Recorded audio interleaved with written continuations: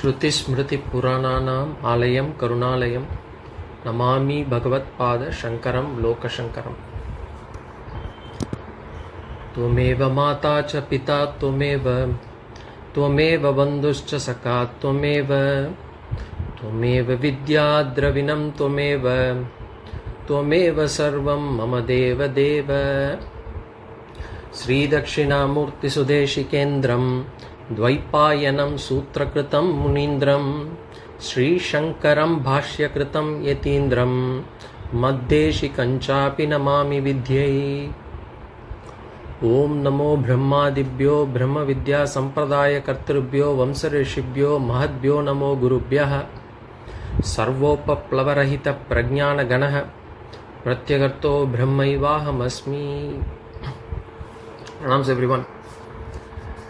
So in the introduction to Vedanta series, we have so far looked into Purusharthas, human goals, as to what are the goals that generally a human will have.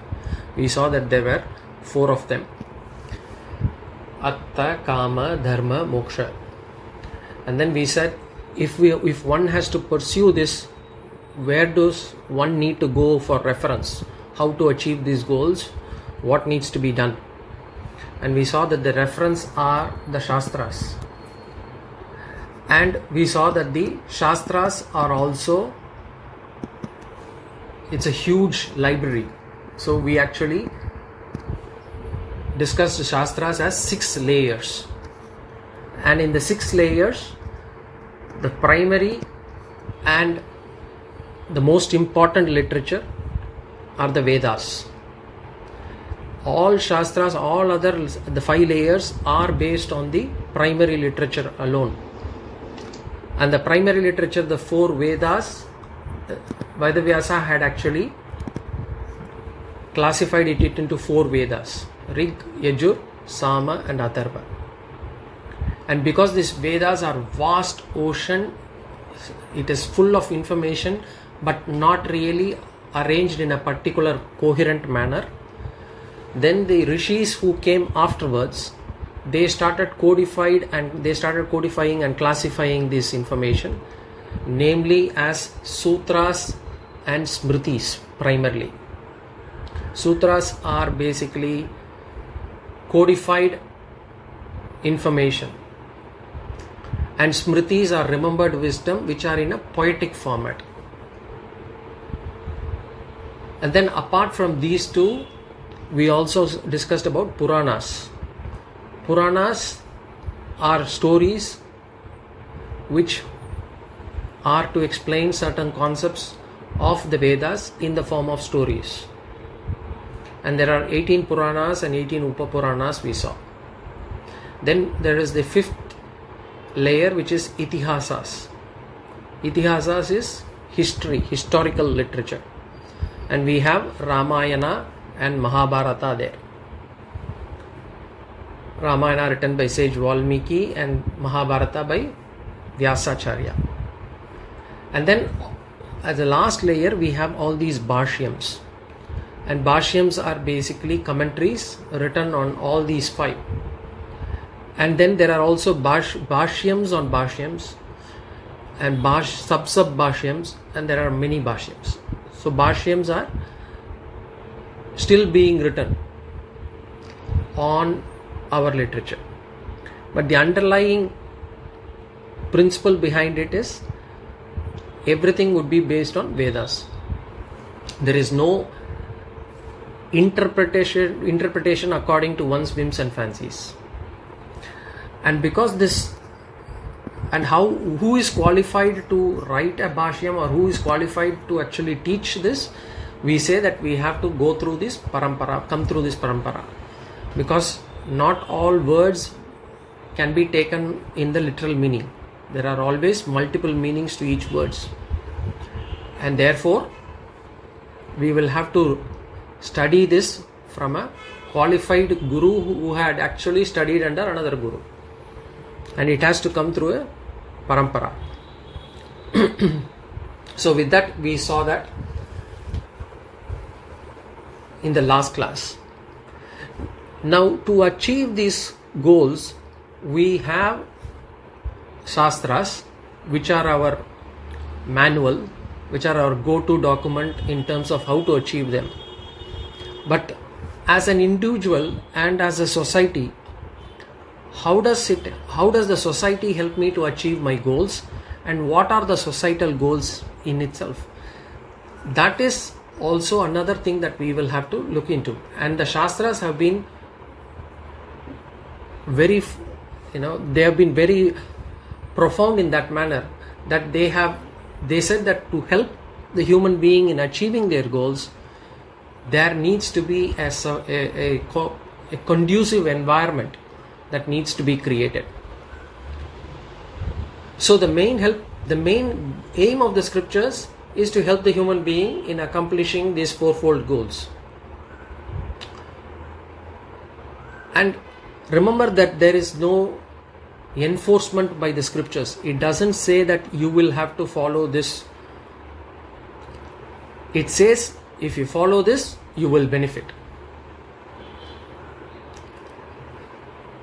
And we need the infrastructure to be able to follow these, whatever is being written in the scriptures. And that infrastructure is also created by our Shastras, or is also laid down by our Shastras. And that infrastructure is what we call as Varna Vyavastha and Ashrama Vyavastha. There are two concepts here. Varnashrama we say sometimes, but it has got two concepts. Two schemes. Varna Vyavastha and Ashrama Vyavastha. And what is this for? This is for actually the infrastructure for us to be able to pursue our goals, Purusharthas. And why do we need this infrastructure? Only within this infrastructure we will be able to achieve it without any issues. We will not have any problems. First, let's go into Varna Vyavastha. Varna Vyavastha is called as the sociological scheme, or it's a social scheme which is meant for the upliftment or the growth of the society as a whole. To bring up the society, to make the society prosperous, to uplift the society as a whole, Shastras have come up with a Varna Vyavastha. And how does this work? Just like our goals, any goal that an individual may have is classified into four. Similarly, the whole of humanity, the whole of society is classified into four groups. Four groups, four classes. And each group is called as a Varna. Varnaha. So Varna Vibhaga, we call it as division by Varna. And each group, it serves as an organ of the society. If the society is taken as a body, if the society is taken as a body, then each organ can be denoted by a Varna. So you have Brahmana Varna, you have Kshatriya Varna, you have Vaishya Varna, and you have Shudra Varna.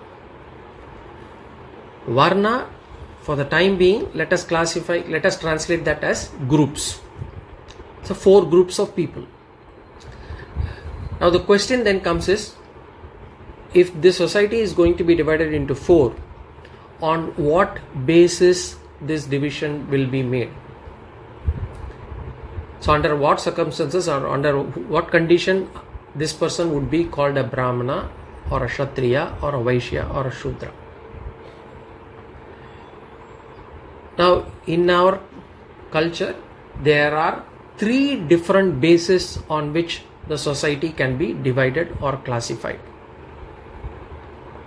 So which means three different bases on which the society is classified. On one basis a person may be a Brahmana, on another basis a person may be a Kshatriya, and on another basis he may be a Shudra. We don't know. So there are three bases on which this classification is done, and each person's status will change according to the based on the norm of the classification, based on what we are taking as the classification method. So please understand this. So it is not just based on one classification. That is the first thing that we have to know. So first classification, under what basis the first classification is based? The first classification of this society under the Varna Vyavastha scheme is based on Guna. Guna Vibhaga. Guna Vibhaga means classification based on the personality trait. So based on the personality, the society is divided into 4. And this is the first norm on which the society is classified. So this is based on personality, or we can say character, or we can say an inclination or a trait. In Samskrita we will call it as Guna Vibhaga. So if we have 4 Varnas, then we have Guna Brahmana, Guna Kshatriya, Guna Vaishya and Guna Shudra. So we said that the classification is primarily and purely based on personality. Who is a Guna Brahmana? Anybody who has got a spiritual personality, a personality which is more towards spirituality, if he is actually more inclined towards spirituality, he is a Guna Brahmana. If a person has got a very dynamic nature, then he is a Guna Kshatriya. If a person is very motivated to achieve things but is a bit selfish, then he is a Guna Vaishya. And if a person is very lethargic, lazy, then he is called as Guna Shudra.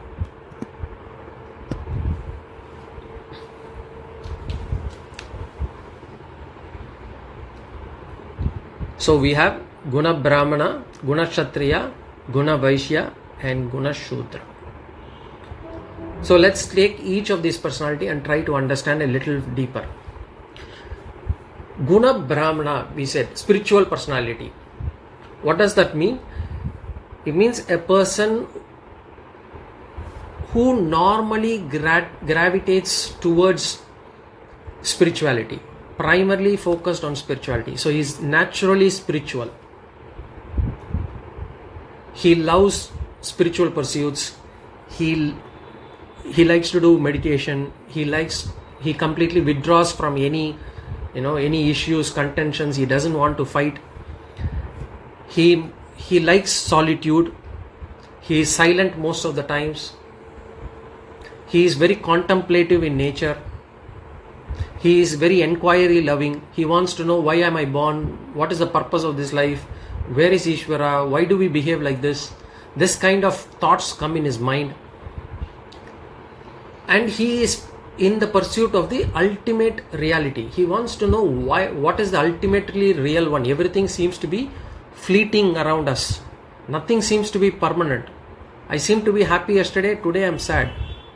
What is the ultimate one? Where do I get permanent happiness? That kind of inclination, or if he has got that, in Tamil we say Thedal, that kind of search, if he has,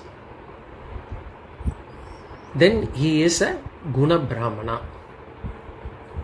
So a Guna Brahmana is one who loves withdrawal, solitude, silence, contemplation, contemplative mind. All this are traits of a Guna Brahmana. And for this person, sannyasa appeals to his mind. Sannyasa means what? Sannyasa means renunciation. It's not that a person wearing ochre robes alone is not a sannyasi. Of course, that person is a sannyasi, but when I say sannyasa here, it really means he is willing to renounce the world. He is willing to let go of things. He doesn't make small things big. He is able to see even the big things as small issues. So for this kind of a person, certain things will appeal which other people might fear. For example,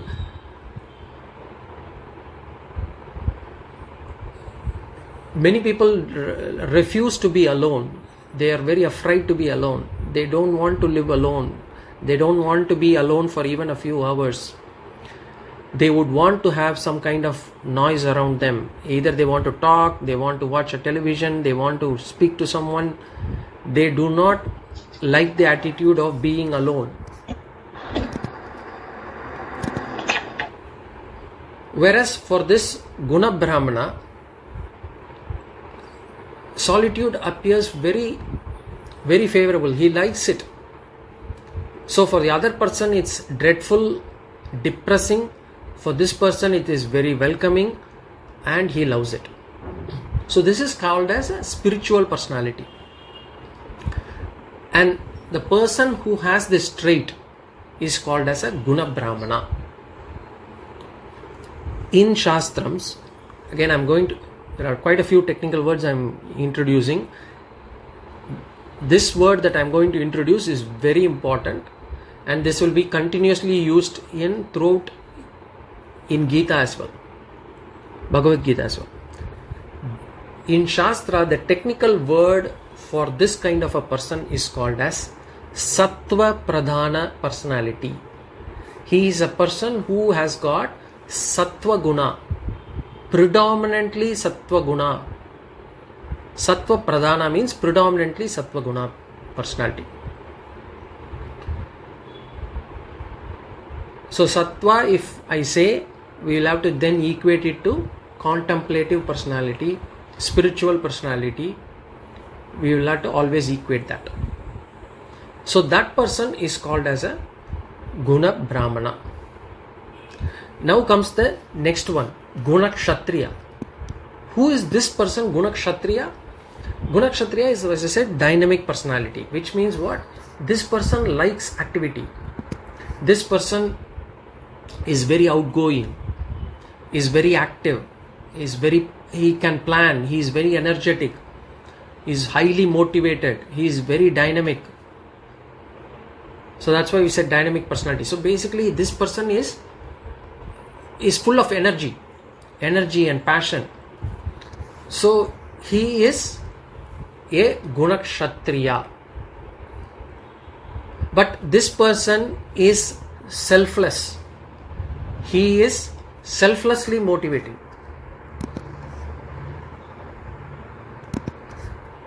So this person is more in the he is not active for his sake alone. He is active to do things for others too. So he is interested in activity, but it is not just in a self-centered activity. He is interested in contribution. He is interested in serving others. He is interested in uplifting others as well. He is interested in helping the society. So he wants to make a difference to the world.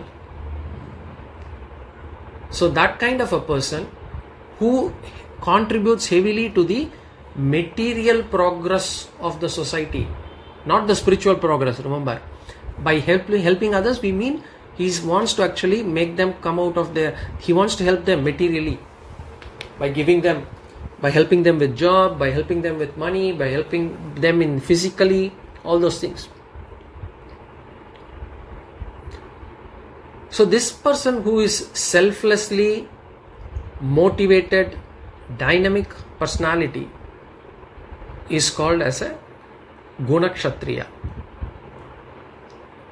And the technical term used in the Shastras we call it as this person to be Shuddha Raja Pradhana personality. Shuddha means pure or clean. Rajas is the next term. We saw Sattva for Brahmana, Rajas for Kshatriya. So he is a Shuddha Raja Pradhana personality. Predominantly Rajas personality, but backed with Sattva Guna.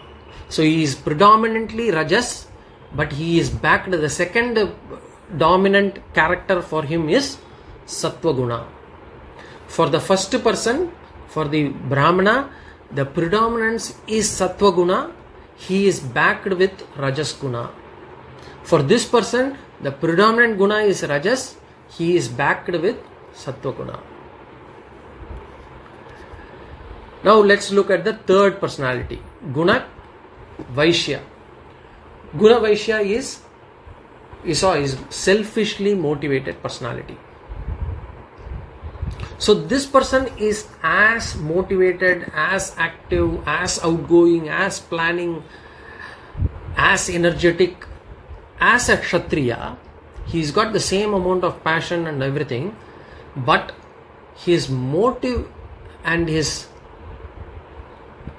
desires are all selfish in nature.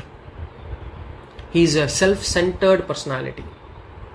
So he is a selfishly motivated personality. So every activity he does is for the benefit of himself and his family alone. So he is worried, or his boundary of his influence or his boundary of his activity is only for the purpose of him and his family members, or him and his whoever he calls himself, them to be his. So it is either my friend, my relative, my family. It is only limited to that.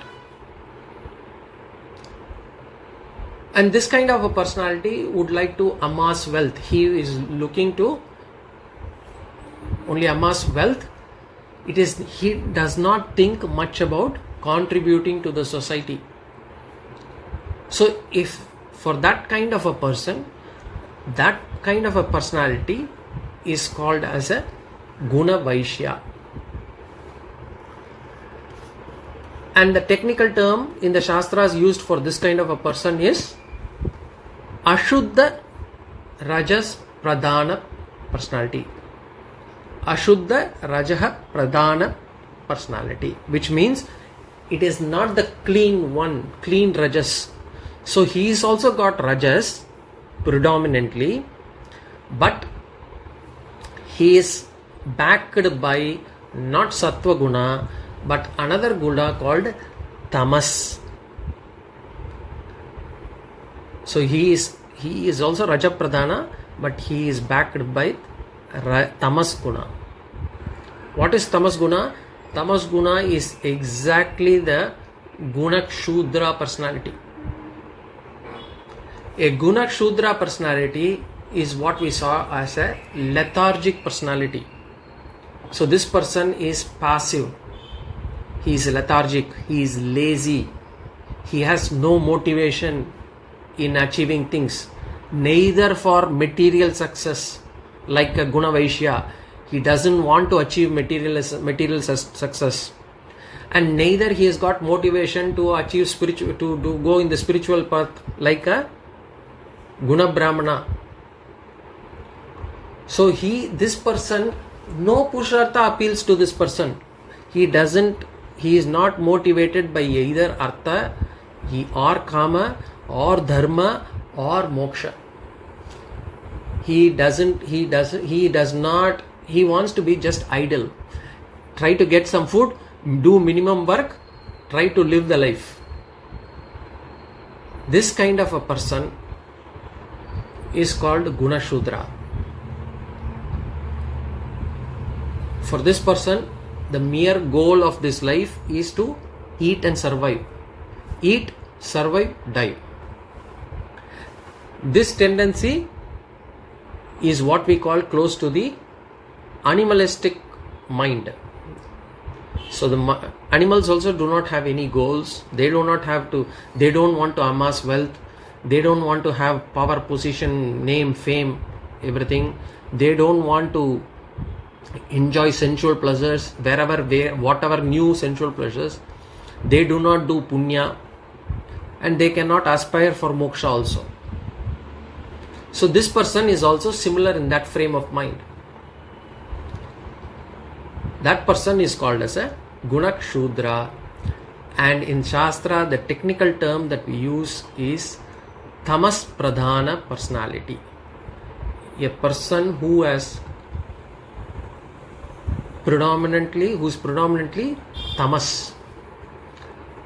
So tamas is Gunashudra, Sattva is Guna Brahmana, Rajas, if it is backed by Sattva, is a Guna Kshatriya, Rajas, if it is backed by Tamas, is a Guna Vaishya. So this is how the society is classified using guna or a personality as a trait and classified into 4. And this is the primary classification method used in the Shastras. But I said there are 3 ways to classify the guna, society. The first one is guna, based on guna. The varnas were based on the gunas. Now the second classification, the varnas will be classified according to karma. So we say karma vibhaga. Karma vibhagaha. When we say karma vibhagaha, it is classification based on profession, based on the type of activity. So the next norm on which the society is classified is based on the work, the profession, or the contribution that the person does to the society. Again, it is classified into the same 4, which is Brahmana, Kshatriya, Vaishya, Shudra, but it is not based on gunas here, it is based on the profession or the type of activity that a person does. And remember, sometimes the work may be overlapping. I may be doing some bit of work which can be in one varna, and another bit of work which can be in another varna. That's fine. This classification is not cast in stone. We will come to see it, which classification really matters, and whether there is any kind of difference in these classifications. We will see that too later. But right now, the second norm for classifying the society is based on the work. And in a society, each and every work is important to the society. There is no superiority or inferiority in the work. And that is why in our culture we say work is worship. We say work is worship. No other society, a Western society, no other religions call this way. We always say work is worship. Because in our culture, everything is equally important. So let's look at the classification. So karma brahmana. So we have guna brahmana, we saw guna kshatriya, guna vaishya, guna shudra. Now we are going to see karma brahmana, karma kshatriya, karma vaishya and karma shudra. So who is a karma brahmana? Karma brahmana is a person who is primarily into scriptural study and teaching. And this is an important one which is completely neglected today.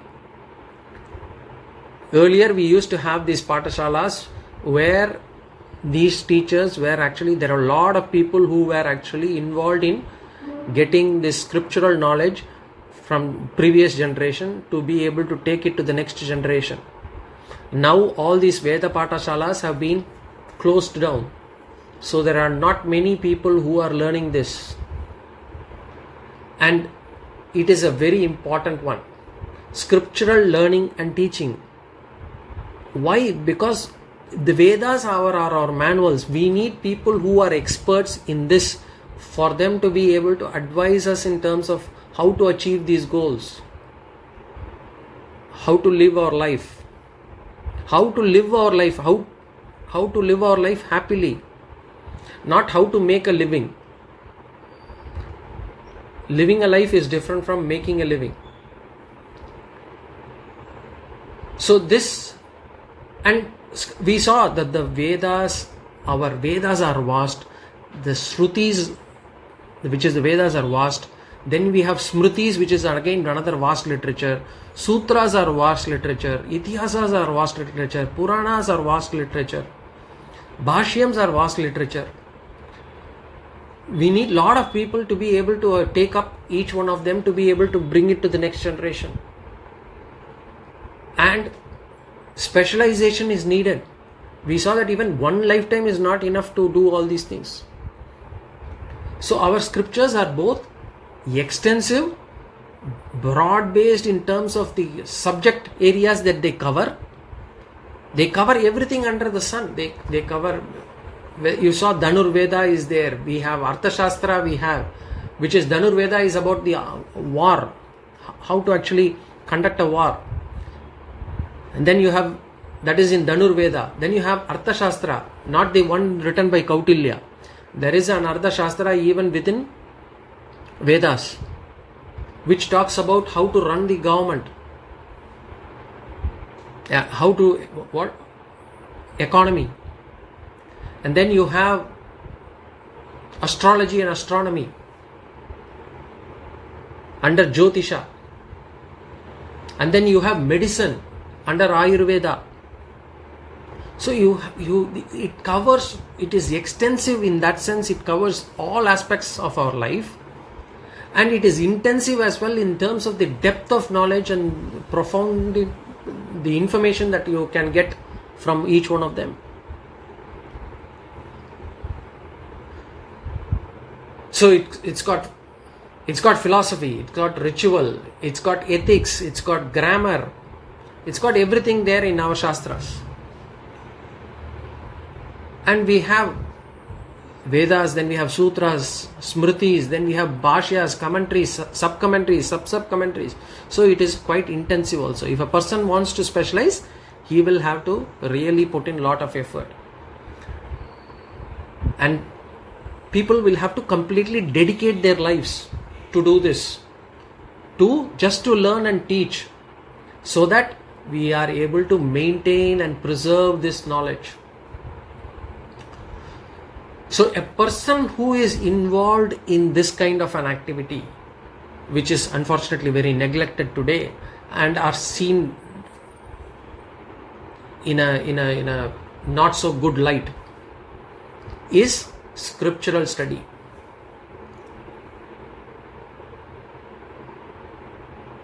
And these persons will have to study the scriptures in originals, because the translations can be terrible. So they would have to learn Samskrita, they would have to learn all this knowledge, they will have to get this knowledge.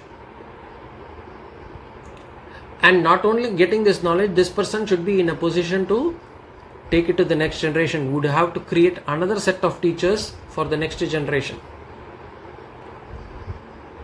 And the whole society cannot dedicate itself to this activity also, because you will have to still run the economy, you will have to still make money. So the whole society cannot get involved in doing this scriptural study. So a separate group of people started specializing on that. And this group of person, they were dedicated to what we call as Veda Adhyayanam. We say Adhyayanam. Adhyayanam means study of Vedas. That's where you got the word Adhyapika. And then Adhyapanam. Adhyapanam is basically teach. Adhyapika came from here. Adhyapanam.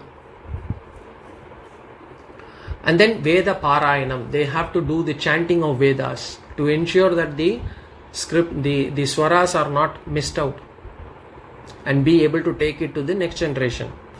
Then Veda Pravachanam,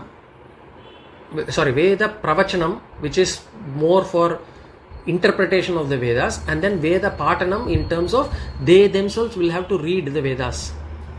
So Adhyanam is study, Adhyapanam is to teach, Parayanam is to chant, Patanam is to read, and Pravachanam is to interpret and explain the meaning to people who have doubts and clarifications, who needs some clarifications, who have some doubts to be cleared.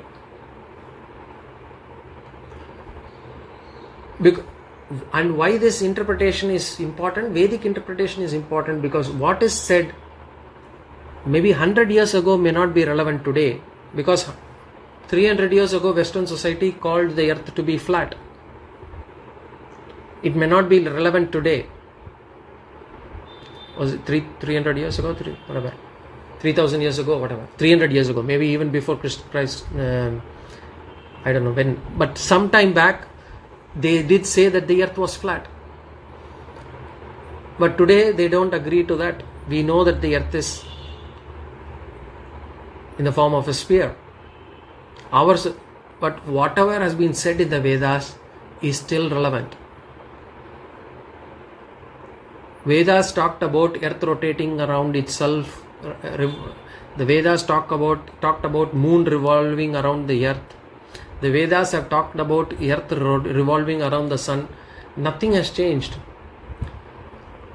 And Vedas, what it says in terms of getting moksha or getting your punya, those things haven't changed. It is still relevant. But when new situations come, the scripture has to be flexibly interpreted. The interpretation should be relevant to the current state of society. And that comes out of experience, knowledge of the intent behind the Vedas, what the Vedas say. Only if I know the intent behind what is being said, I will be able to interpret it correctly. So, and this person should also have a holistic vision of what is the objective of the scripture. And only that person would be able to provide interpretation. And therefore, this group of people are important for carrying forward that particular piece of work.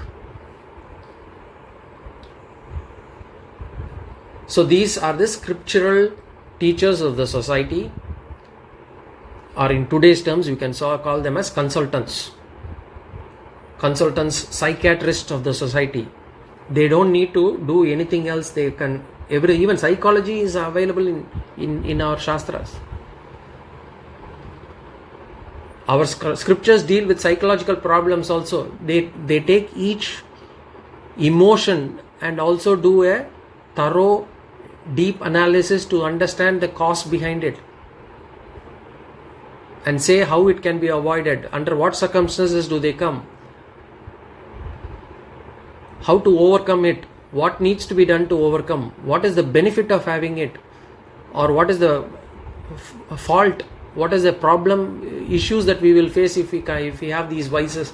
So those analyses are also done in our Shastras. So this work, whoever does in terms of scriptural study, in terms of studying the Vedas and its all associated literature, is a karma brahmana. And whoever takes up this job is called as a karma brahmana. Then who is a karma kshatriya? Karma kshatriya is a person who gets involved in public service or administration.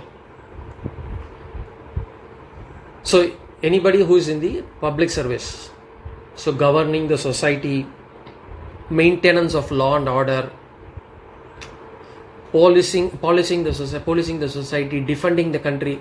So you can say the Indian Administrative Service, the Indian Police Service, people who are working in the army, they are all supposedly doing service to the nation, service to the society.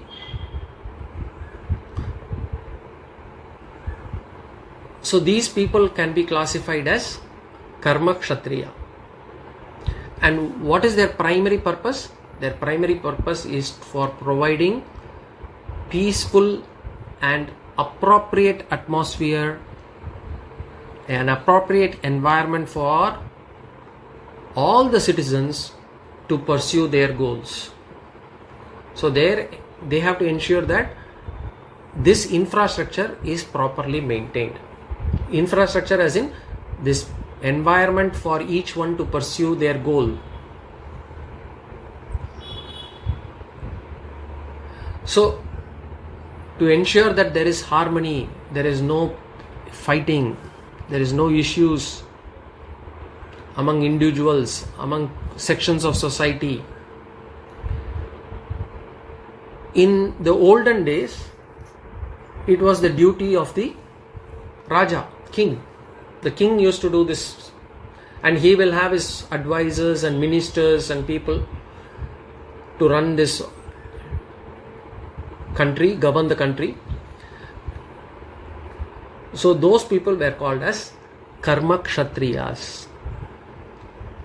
So that's why we say kings are Kshatriya kings. When we say kings, we say Kshatriya, because they are one who are running the country. Then the third one is Karma Vaishya. People who are involved in commerce. So they are involved in all forms of commercial activities, business, trade. This is also an important group of people. They are also needed for the society, because wealth has to be created. Only if wealth is created, wealth can be shared. So these people are who are involved in pursuit of business or trade activities. They are called as Karma Vaishya. Whoever does this karma is called, this kind of karma is called as Vaishya karma. Person who does it is called as Karma Vaishya. Similarly, in the Brahmana we saw whoever scriptural study is called as Brahmana karma. Whoever does it is called as Karma Brahmana. Administrating the society is Kshatriya karma. Whoever does it is Karma Kshatriya. Then comes to the last one, Karma Shudra. Who are Karma Shudra? Karma Shudra are the labor class. These are people who are unskilled or semi-skilled. So these people may not have the capacity to take leadership roles, but they are still needed for the society. It is still an important part of the society. We still need them. We need all the four. The society cannot run on just one. Not everybody can become Brahmana, even then the society will not run. Not everybody can become Shudra, even then the society cannot run. We need people across all the four groups. So this group of people primarily do service to the other three. So they follow the leadership of Karma Brahmana to do activities so that they can pursue this scriptural study, or they help the administrators in doing their work so that the administrators are able to govern the country, or they help the Vaishyas in the trade and commerce business so that they can create wealth. So this kind of an activity is called as Shudra Karma, and a person who does and this side of work is called as a Karma Shudra. There is nothing derogatory in the word Shudra. There is absolutely nothing derogatory in the word Shudra, there is nothing to feel superior about the word Brahmana also. It is, society is divided, classified into 4 parts. All 4 parts are important. So if I look at it, even with just seeing these 2 bases on which a society has been divided, we can see that I can be a Guna Shudra, lazy, and a Karma Shudra also, or I can be a Karma Vaishya, Guna Shudra. Any kind of combinations is possible.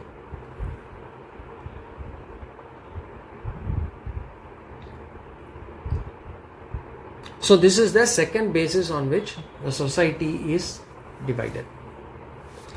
Then the last one is Jati Vibhagaha. Jati. This is term which is used, we say, which Jati you are from. What is the real meaning of Jati? We think it is caste. The real meaning for Jati means birth. Jayate, we say. Jayate means birth. That the root is also the same. So Jati is birth. So this third division is purely based on the norm of birth, which means Janma, or the family onto which one is born. Jati is not caste.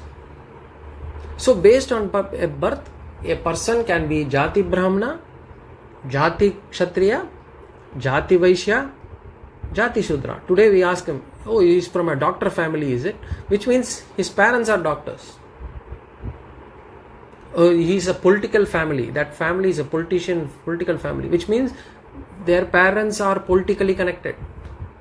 So we use that term anyway, even today, in terms of identifying a family who is from a business family. We say that. Same thing. So we just Jati Brahmana, Jati Kshatriya, Jati Vaishya, and Jati Shudra. Now the question comes, which is the best? Do we have any gradation of the Varnas? Is any Varna superior? Is any Varna inferior? Or in other words, is there any Taratamyam? In Sanskritam we say Taratamyam, any gradation, change in terms of these 4 Varnas. As far as Jati is concerned, the family in which one is born, it is the same. There is no, all 4 are equal, because all 4 can pursue moksha. Moksha is not available only to Brahmana. Moksha is not available only to Kshatriya. Moksha is not available to only wealthy people. Moksha is available for all 4. Ishvara is equally blessing all 4 of them. So there is no gradation in terms of birth. There is no Taratamyam.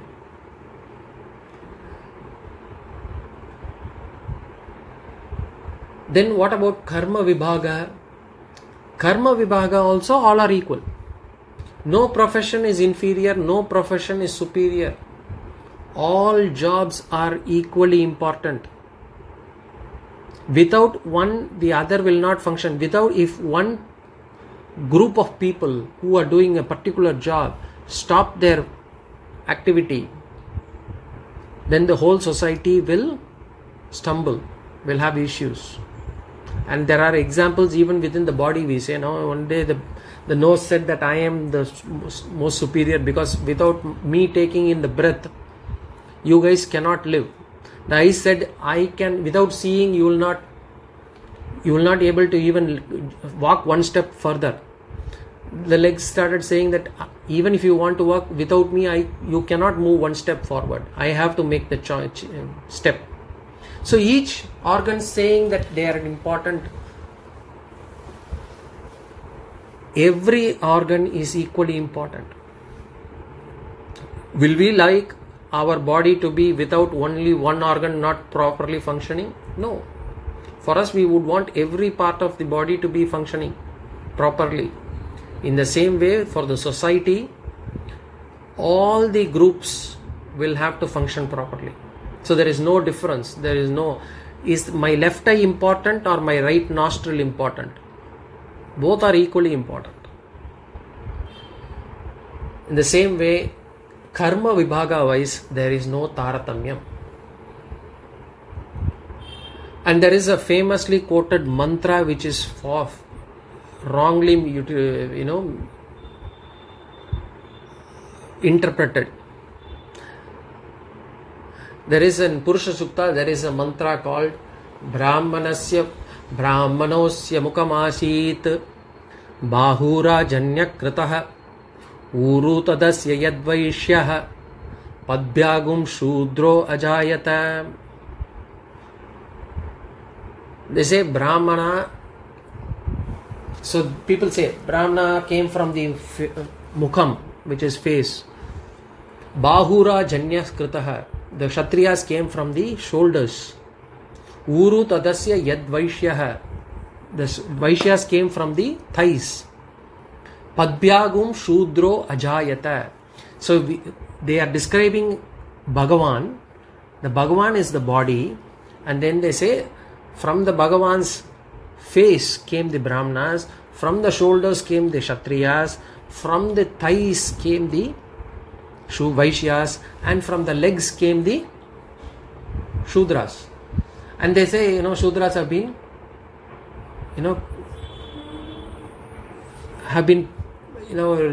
classified badly here. It's wrong. First of all, all organs are same. All organs are important.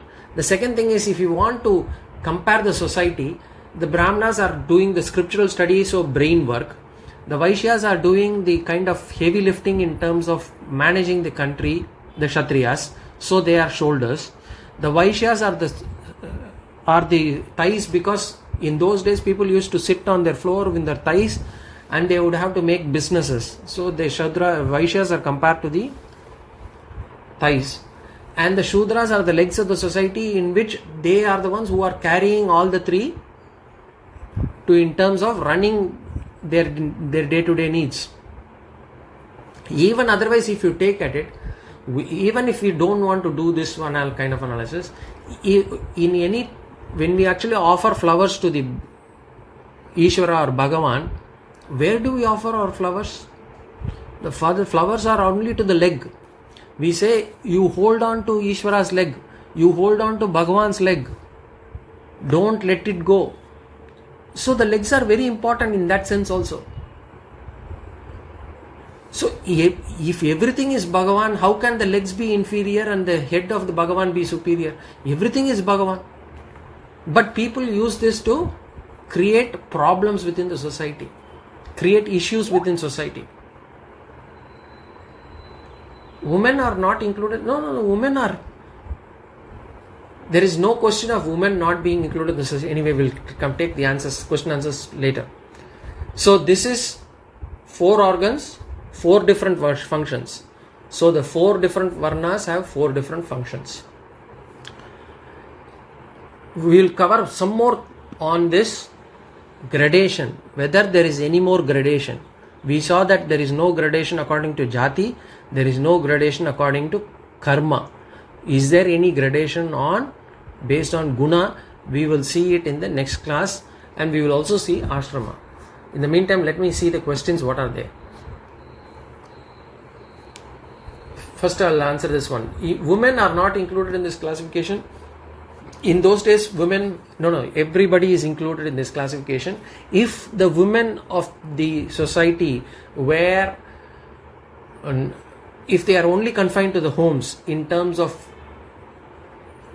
taking care of the household, taking care of the children, taking care of the cooking and all those things, then they were automatically classified in the same manner according to their husband. Just like today, in the caste, in the caste system, when you get married to another caste, you become that caste kind of thing. Same way. So in those days, even the gotras, each person carries. The lady, when she gets married into a house, she starts taking the husband's gotra. In the same manner, these ladies of those society would be taking up the same classification as the husbands, or if they are not married, until the time they will take the fathers, parents. And then if Ramayana is Itihas, Ram is a real human, then why do we worship him as God? Ramayana is Itihas. Rama, we say, is an avatara. We don't say he's a human, we say avatara. Avataras are concepts where Bhagavan comes down. Whenever there is too much of adharma, he takes an incarnation. And in Bhagavad Gita chapter 4, Bhagavan explains clearly about the concepts of avatara. Under what circumstances he comes in, how does he come in, what is the difference between an avatara and a human, he tells. In the case of Rama, he was an avatara in human form. Avatara can't come in any form. And even today there could be avataras, we will not know. But we will say, Bhagavan says, Yada yada hi dharmasya glanir bhavati bharata abhyuddham adharmasya tadatmanam srajamyaham. He says, whenever the adharma is very high and dharma has to be restored, then he takes a avatara, comes down to restore dharma. So in that sense, Bhagavan Ram is avatara in human form.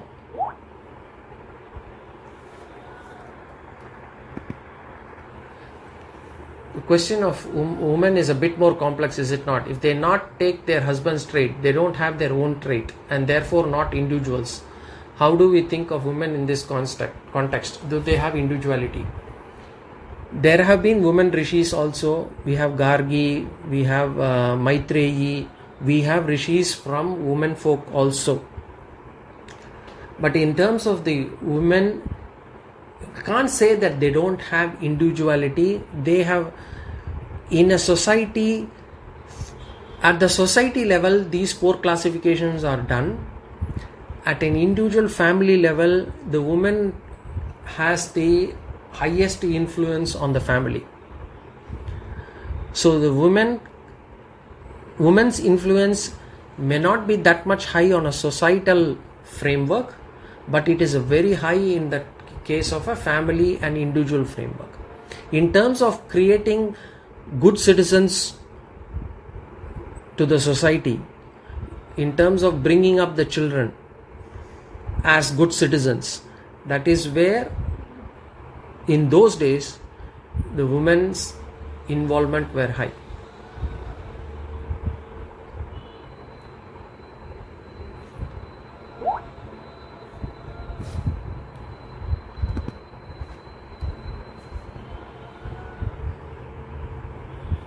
Because at the family level, at the individual level also, when we discuss the ashrama, there are 4 ashramas there. We will discuss after this Varna. There you will see that for each of these ashrama, and that is at an individual level, but at a family level, the contribution of women is very important and high. Why do all the technicalities of the Vedas matter? I have seen 2 downsides on focusing on these technicalities. People get very caught up in technicalities and miss the ultimate purpose and directions given by the great Mahavakyas. It promotes mental activity which only distracts the mind from the true purpose of crossing samsara. Where he simply sat in meditation because his guru asked him to. Why can't we all follow Nisargadatta Maharaj's approach, where we simply sat in meditation because his guru asked him to? Meditation is a very important spiritual sadhana that everyone should follow. But to sit in meditation and actually focus on something is not easy. That is why in Ashtanga Yoga, Patanjali's Ashtanga Yoga, you have Yama, Niyama, Asana, Pranayama, pratyahara, dharana, samadhi, those things. That yama and niyama is important for you to be able to have a calm mind so that you can have a focused meditation. To sit in meditation, not everybody can do it. It is not as easy as it is. Let us try to sit for 5 minutes without thinking anything or just thinking on Ishvara. It is impossible. Our mind will keep going out. We will get easily distracted. The scriptures tell us in terms of how to first clean the mind so that we are able to sit in meditation properly. Meditation is an important sadhana which will be discussed also in this introduction to Vedanta as one of the sadhanas to pursue. But even before going into meditation, if I want to sit in meditation, I need to have a goal. What is the purpose of meditation? If I don't even know what the purpose of meditation is, if I sit for it, I will not get any answer. So for me to understand what is the purpose, what is the roadmap, what is it that I want to achieve, I need to first understand my scriptures. What do they say? I need to know my roadmap. And therefore, I need to first understand the scriptures so that I know the purpose of my meditation. If we are able to get to the levels of Nisargadatta's mental state, then of course we can also sit in meditation. In that case, Vedas are not relevant for women today because these days women are independent and also heading the countries. Vedas are still relevant. It depends on whether you want to use it or not. As I said, laws of electricity or laws of gravitation force do not change. Whether it is an individual from one country, whether he is a gender difference, it doesn't see the change in gender or country, nationality, age, profession, nothing matters. Everything for everybody, it is the same. Similarly, the Vedas are relevant for everyone. The question is whether if you can leverage on it, you can make your life better. If you don't want to leverage on it, choice is yours. Vedas are not forcing anybody to do that.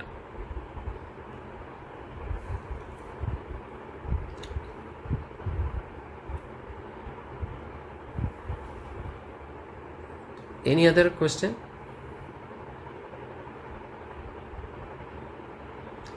And I don't know why we say Vedas are not relevant only for women, because a lot of people think that the Vedas are not relevant even for, a lot of men also think that the Vedas are not relevant today.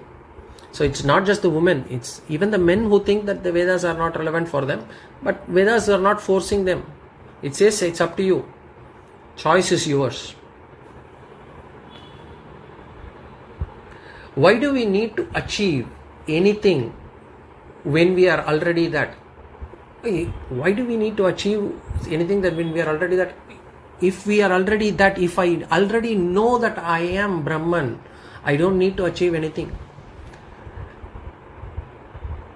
Unfortunately, I am not able to see that I am the all-pervading Brahman. I am able to only limit myself to this body-mind. And therefore, I need to study to understand how do I get to the state where I am able to understand that I am the all-pervading Brahman.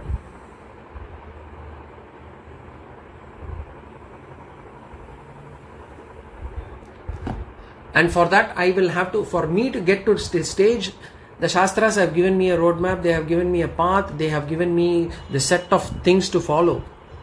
And if I am able to diligently follow and do what the Shastras say, I will be able to get to that stage where I know Tattvam Asi, Aham Brahmasmi. But unfortunately, until that time, I will have to do scriptural study.